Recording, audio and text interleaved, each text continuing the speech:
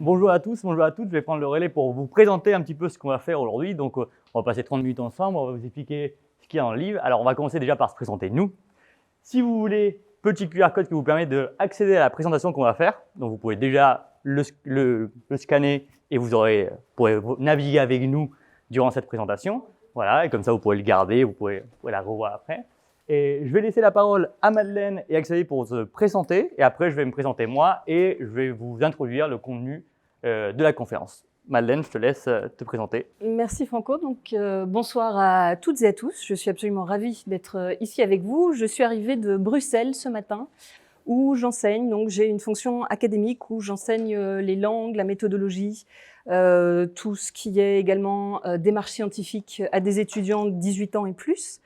Dans une école de gestion, donc ça vous donne un petit peu le type de profil avec lesquels je travaille. Et eh bien, ça a été une aventure vraiment très enrichissante de pouvoir travailler avec Franco et Xavier. Et donc, je vais te laisser te présenter. Oui, donc Xavier Delangueigne. Donc j'ai plusieurs casquettes. J'ai une casquette de formateur. En fait, j'aide les personnes à mieux organiser leur temps, leurs informations et leurs idées avec justement la carte mentale. Depuis le confinement, je fais aussi des jeux de société. Hein, comme tout s'est arrêté. Et donc j'écris aussi des livres. Voilà. On va voir qu'effectivement le mind mapping c'est pas un outil neutre. L'outil que vous utilisez en fait façonne votre pensée. Et moi je trouve que depuis que je fais du mind mapping, je suis plus créatif parce que je n'étais pas du tout créatif à la base. Moi. Je passe la parole à Franco. Eh bien, merci beaucoup. Et donc moi, Franco Masucci, donc cofondateur d'un organisme de formation qui s'appelle Signos et qui fait principalement de la formation et du conseil sur le mind mapping. Et pour lancer un petit peu cette thématique-là, en fait, moi, je connais le mind mapping depuis que j'ai 4 ans. Donc, ça fait un bout de temps. Voilà. Et donc, je maîtrise ça, je l'utilise au quotidien. Ça m'a aidé à faire toutes mes études avec, bien sûr, à lancer mes boîtes avec. Et aujourd'hui, ça me sert à gérer des projets avec. Donc, en fait, toute la panoplie du mind mapping.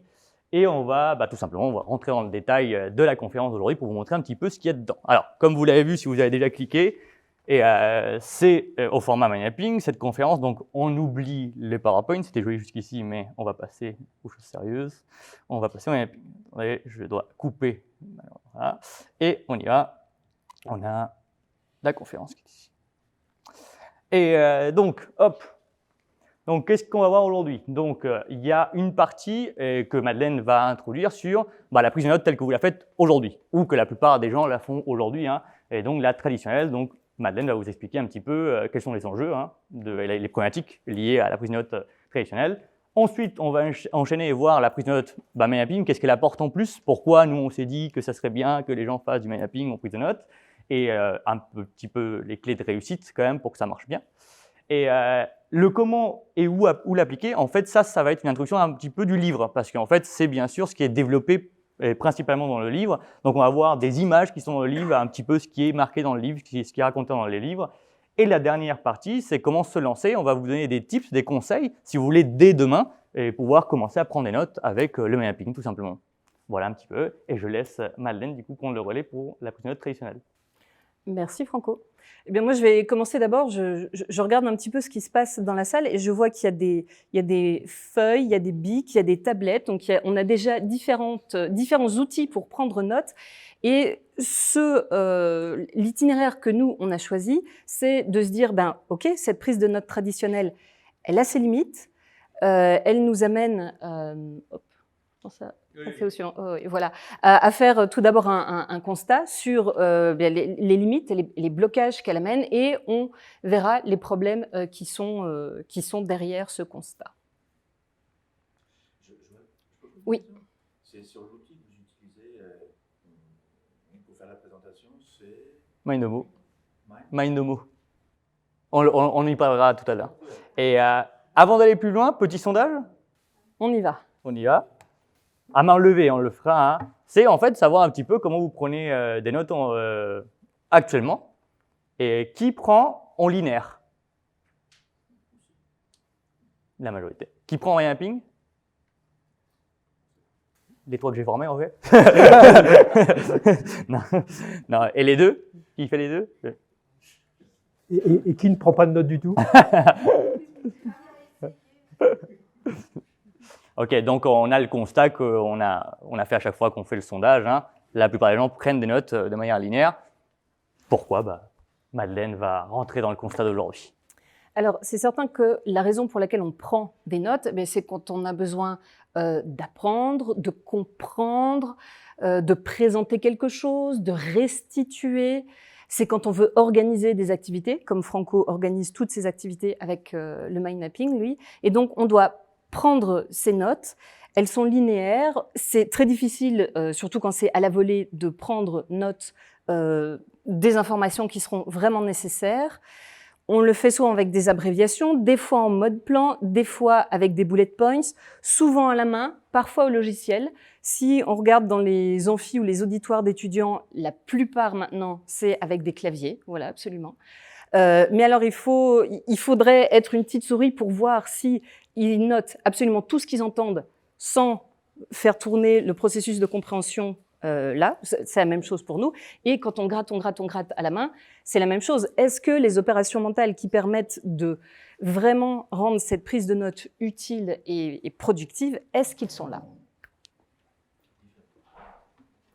Donc le problème, en effet, c'est que souvent, on voit mot pour mot les propos de l'auteur.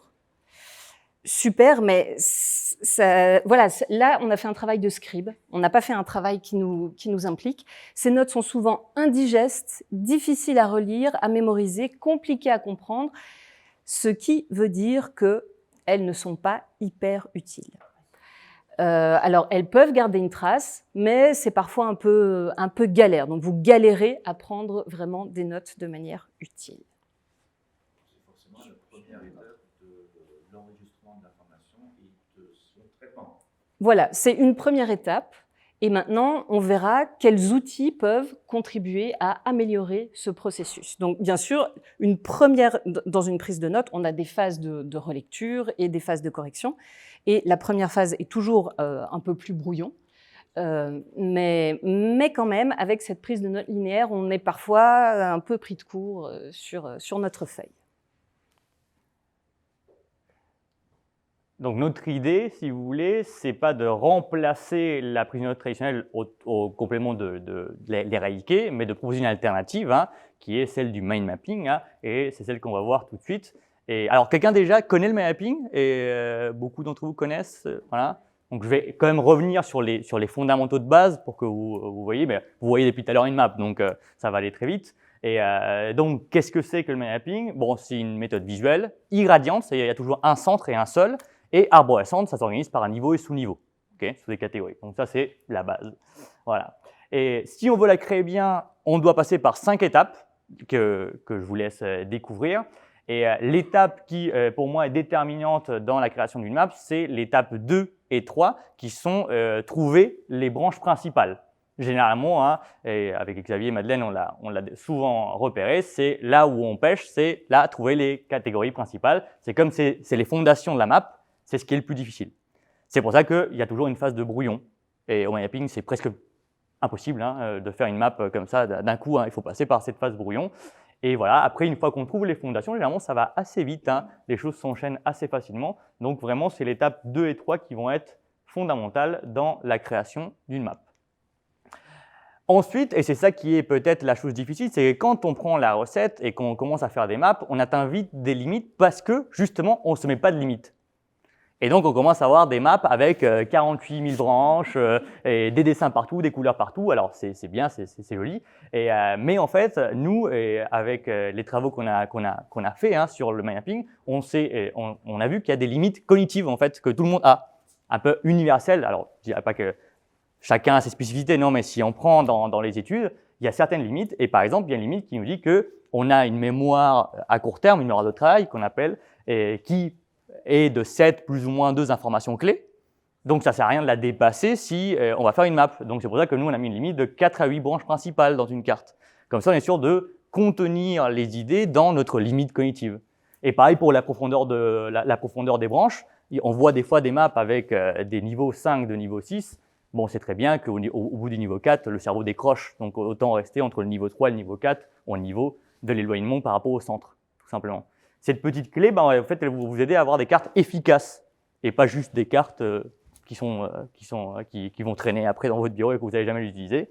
Voilà. Ensuite, on va segmenter les informations et supprimer les mots inutiles. Ça, c'est pour garder l'essentiel. Sinon, on fait de la prise de notes linéaire, ça ne sert à rien. Bon, si vous voulez faire de la prise de notes linéaire, faites-le, mais du coup, ce n'est pas l'idée. Et garder un certain équilibre dans la carte, une pondération gauche-droite visuelle. Ça, c'est le côté un petit peu esthétique qui aide le cerveau à bien assimiler les informations et être tranquille.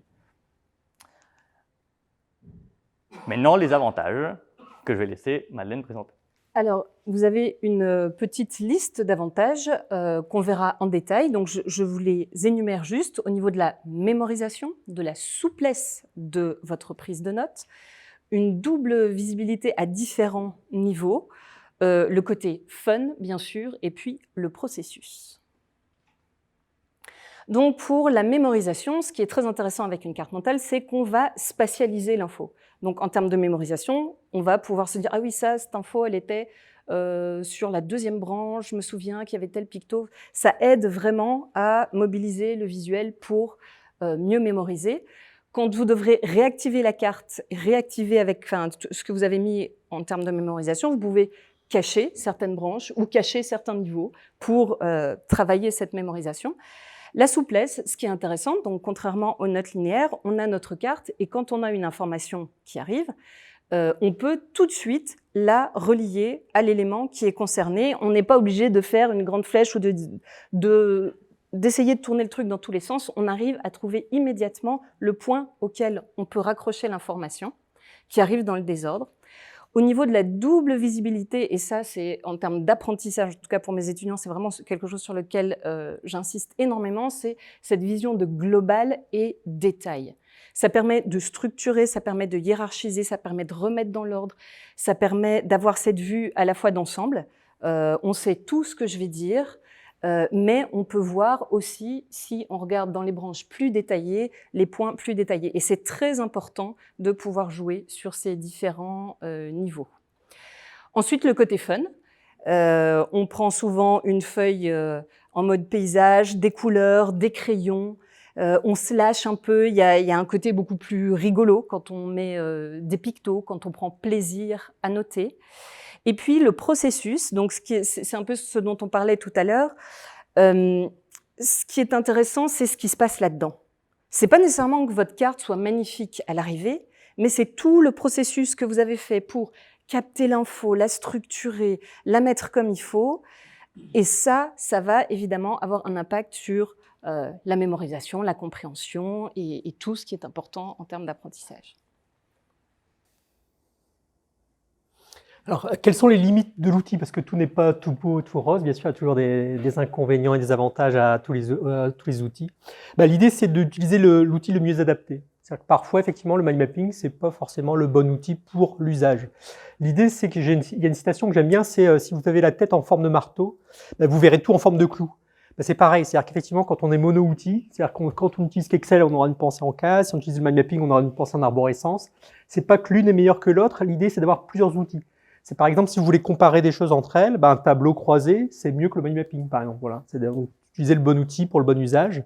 Et puis, l'idée, c'est qu'il faut que l'outil devienne transparent. C'est-à-dire qu'effectivement, votre vitesse de pensée, il faut que le logiciel suive et il faut que la méthode suive. Donc, il faut que vous soyez vraiment à l'aise avec la carte, puis les logiciels. Alors, effectivement, comme je l'ai souligné au début, c'est que on a l'impression souvent que la carte mentale, la mind mapping, c'est une baguette magique. C'est vrai qu'on a souvent cette impression-là, mais il y a des compétences à avoir à la base. C'est-à-dire qu'effectivement, si vous savez pas identifier les choses importantes dans un texte, c'est pas la carte qui va vous aider. C'est un peu la difficulté. La difficulté aussi de la carte mentale, c'est qu'il faut s'organiser en temps réel.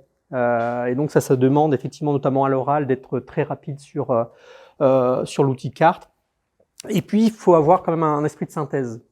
Alors, même si, effectivement, la carte, l'outil n'est pas neutre et façonne votre pensée, le fait d'utiliser la carte, vous allez affiner votre pensée. Vous allez être un peu plus créatif, vous allez avoir plus l'esprit de synthèse aussi.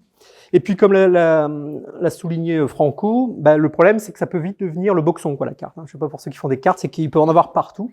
Alors, c'est pas pareil que le désordre est mieux ou moins bien que l'ordre. C'est que si vous voulez être créatif, c'est bien d'avoir une carte qui part dans tous les sens. Par contre, effectivement, en termes de synthèse, il faut être plus synthétique. et donc, comme a souligné Franco, d'avoir 4 à 8 branches principales. Voilà. C'est aussi pour ça que, par exemple, votre carte bleue, votre code PIN, il a 4 chiffres. Ça a été fait pour que tout le monde retienne, en fait, à la base. C'est la même logique, effectivement, sur la carte mentale. Voilà. Et puis, la difficulté aussi, c'est que il faut réussir à sortir du linéaire. Et en France, depuis la maternelle, eh ben, en fait, on est dans le monde du linéaire. Si vous prenez l'alphabet, vous essayez de le lire à l'envers, vous allez voir que vous allez avoir du mal déjà, parce qu'en fait, après, on est dans le monde du linéaire. Et souvent, on a tendance à vouloir faire du linéaire dans la carte, alors que c'est pas du linéaire, en fait. Faut sortir de ce paradigme du linéaire. Je vais prendre le relais du coup pour la partie comment et où l'appliquer. Et donc là, on a vu du coup la prise de notes traditionnelle et la prise de notes en mapping. On va voir un petit peu ce qui se cache derrière le livre parce que bon, on est quand même là aussi pour vous montrer le contenu du livre. Et donc la première chose à savoir, voilà les thématiques qu'on va parcourir. Alors tout ça, c'est des chapitres du livre en fait. Et ils sont à l'intérieur du livre, hein, et donc on va faire zoom dans certains d'entre eux. Et il y en a plus, hein, des chapitres. Hein, je vous montre certains. Il y a 12 chapitres dans le livre, hein, donc voilà. Mais la première question à laquelle on y répond assez vite, c'est celle que vous voyez ici, mind mapping papier versus mind mapping à la main. C'est forcément la demande principale. Et forcément, on a du mind mapping à la main est très connu et low tech. Donc je prends une feuille, je dessine, c'est très facile. Mais il y a, comme vous pouvez le voir ici, des avantages et des inconvénients à chacun d'entre eux. Donc, nous, on est dans une démarche dans laquelle on va rapidement et très rapidement être dans du logiciel pour une raison simple, c'est que les prises de notes évoluent beaucoup. Et donc, si on est dans la compréhension d'un cours, par exemple, ou d'une matière ou de quelque chose d'un peu technique, bah forcément, nos connaissances vont évoluer aussi. Et donc, le problème de la map à la main, c'est que elle est statique, quoi. Si je dois déplacer des branches, je dois effacer, ou des fois pire, je dois tout refaire. Donc, très vite, on va être avec l'ordinateur. Pourquoi? Parce que tout simplement, on va pouvoir déplacer les branches, réécrire, utiliser des zone notes. Vous avez vu tout à l'heure que j'utilisais une zone note pour lancer le sondage. Tous ces petits outils techniques qui améliorent et facilitent la prise de notes vont être très intéressants. Donc, généralement, ce qu'on va faire et ce qu'on remarque souvent, c'est que les gens commencent à faire du mapping à la main pour entraîner un petit peu la méthode mentale et faire sauter toutes les barrières que Xavier a dit tout à l'heure. Et une fois qu'on a fait sauter les premières barrières, on passe assez vite au logiciel. Donc, c'est pour ça que vous allez voir qu'on va vous présenter un petit peu plus tard comment se lancer. En fait, nous, ce qu'on va faire, c'est vous conseiller les logiciels pour vous lancer, en fait. Voilà. Alors, la première étape, effectivement, c'est de prendre des notes à l'écrit. Pour prendre des notes à l'écrit, l'idée, c'est de repérer dans le texte, vous voyez là, les mots-clés. C'est-à-dire qu'effectivement, le mind mapping, on n'utilise pas des phrases, on n'utilise que des mots-clés. C'est un peu comme sur Google. Google, pour l'instant, il ne comprend pas trop les phrases, il comprend les mots-clés. Effectivement, c'est la même logique en mind mapping. On va repérer les éléments en fait importants du texte. Et donc, les éléments importants du texte, ils dépendent de vos objectifs de lecture quelque part. C'est-à-dire que c'est comme ça qu'on détermine ce qui est important dans un texte. Sinon, effectivement, on peut pas savoir. Voilà. La deuxième partie, l'idée, ça va être de représenter les informations idéalement sous forme de dessin. C'est-à-dire que dans la marge, on peut effectivement utiliser le côté dessin, parce que c'est vrai qu'on l'a pas forcément évoqué, mais dans le mind mapping, il y a plusieurs langages. Il y a le langage des mots, mais il y a aussi le langage des images, des dessins. Voilà. Et puis, là, c'est pareil. Souvent, en France, on est un peu handicapé du dessin. Depuis la maternelle, on ne sait pas dessiner, donc on n'en met pas. Et donc, l'idée, c'est de s'affranchir dessus, de sélectionner les informations importantes et, si possible, d'utiliser le visuel. Et l'idée, à partir de ça, c'est d'en faire une carte. Donc là, on aura le choix, effectivement, de la faire soit à la main, soit en logiciel. C'est-à-dire qu'effectivement, quand il y a un gros corpus de données, ça peut être intéressant de le faire avec un logiciel. Mais moi, j'ai l'approche à la main aussi. Hein. Il y a les deux qui peuvent être intéressants parce que, en fait, votre main elle est connectée à votre cerveau. Effectivement, en termes de mémorisation, il y a plusieurs études qui montrent que pour l'instant, on mémorise mieux à la main que sur informatique. Ça a peut-être changé. Hein. C'est-à-dire qu'avec les nouvelles générations qui sont toujours sur ordinateur, ça va peut-être évoluer. Ouais. Comment ? Oui, ou c'est vrai que maintenant avec les tablettes, on a le geste, il y a le côté kinesthésique. Ouais.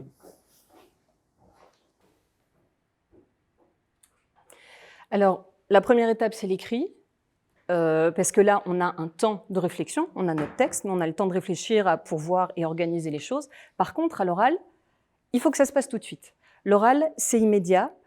Tous les processus mentaux qui doivent être faits sont beaucoup plus rapides, donc on doit pouvoir percevoir le message, le comprendre, structurer, décider ce qu'on va écrire et le faire.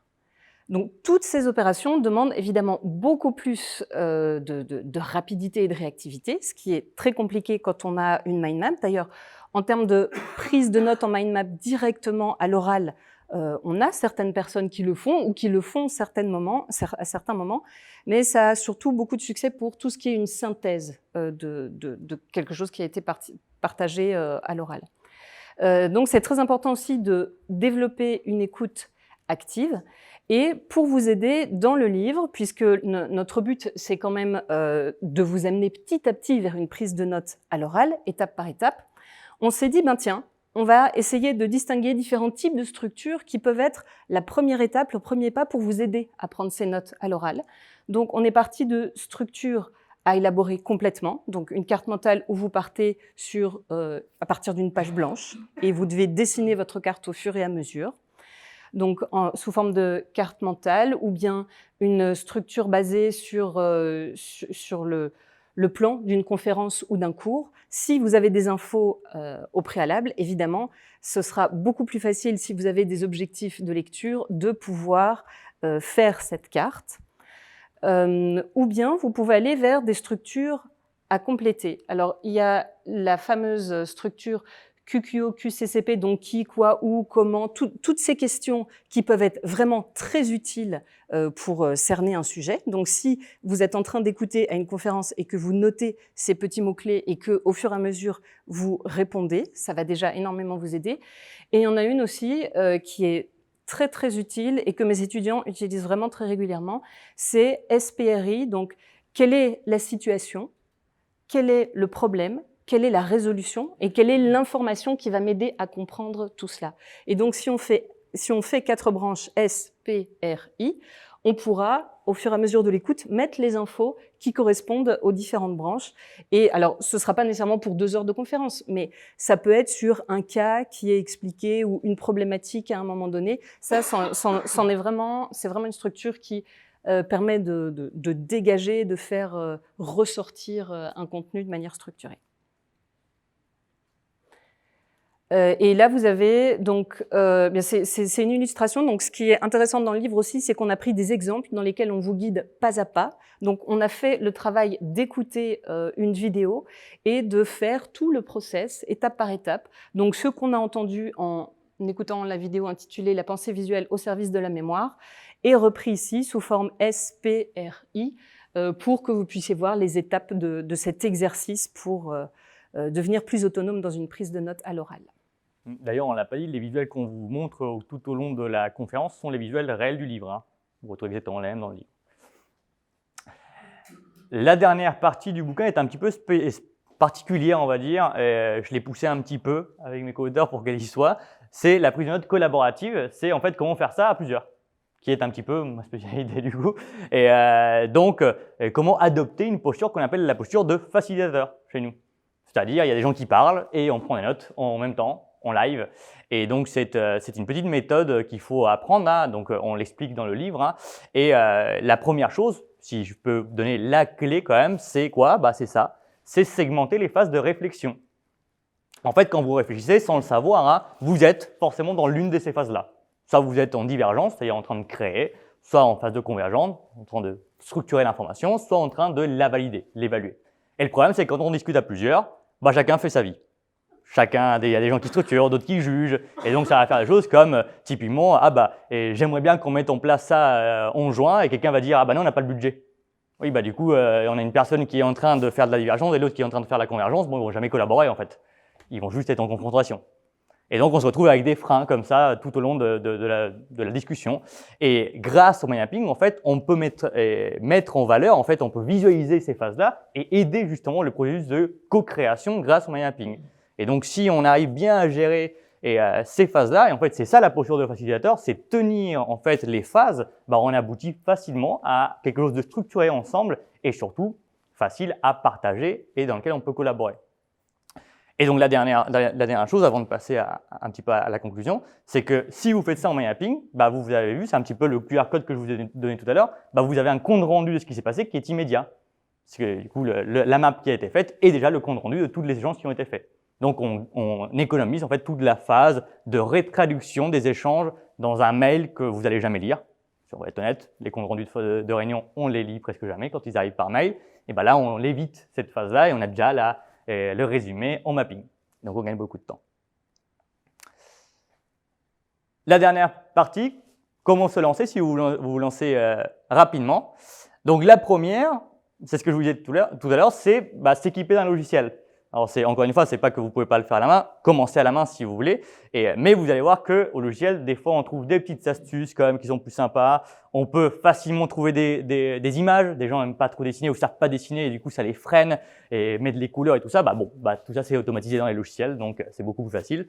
Donc, si vous êtes seul, il y en a 3 qui sont assez connus, hein. Donc, Mind Manager, c'est un petit peu le leader et il est payant, il est cher, je vous le dis tout de suite, comme ça, il n'y a pas de frustration. Si vous voulez commencer à un budget réduit, voire pas de budget du tout, c'est Xmind que vous allez devoir choisir.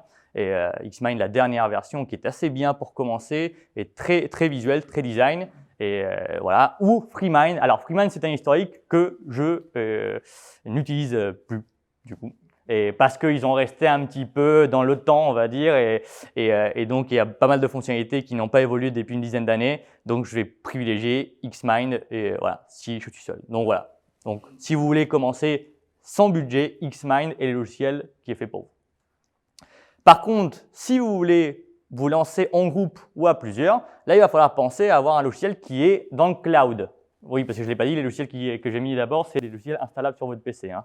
Alors que là, on est Mindomo, MindMaster et Guidemind, c'est des logiciels qu'on ne va pas installer, hein, qui vont être dans une interface cloud, hein, comme d'ailleurs ici, hein, parce que moi je suis connecté à mon interface Mindomo, et avec lesquels on va pouvoir déjà faire des cartes, bien sûr, mais surtout, les gens vont pouvoir rentrer et collaborer en même temps.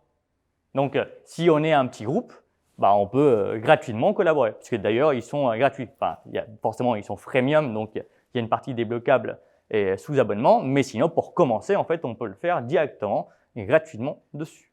Donc voilà, donc s'équiper d'un logiciel, c'est assez simple. Une autre chose, c'est on vous a fourni, et d'ailleurs, le lien est là, hein, dans la map que vous avez, comme et Madeleine l'avait souligné, parfois, pour commencer, on a besoin de s'appuyer sur des matrices. C'est plus simple, on a des choses qui sont déjà faites et on n'a plus qu'à les remplir. On a créé un PDF avec toutes les matrices qui sont dans le livre et on a aussi des téléchargements des versions logicielles sur Xmind. Comme ça, si vous téléchargez Xmind, vous pouvez utiliser les matrices directement sur le logiciel. Donc voilà, il y a la fameuse, c'est la première QCCP, l'Aspri, un plan texte, une matrice Cornell. Alors, on n'a pas trop parlé, mais c'est une matrice de prise de notes. Et voilà. Et surtout, et ça c'est très intéressant, c'est une matrice d'évaluation de vos notes. C'est-à-dire que vous faites vos notes et vous voulez savoir si elles sont utiles, enfin efficaces ou pas. Il y a une matrice pour vous évaluer, savoir si vous avez bien pris vos notes ou pas. Alors, merci beaucoup, Franco.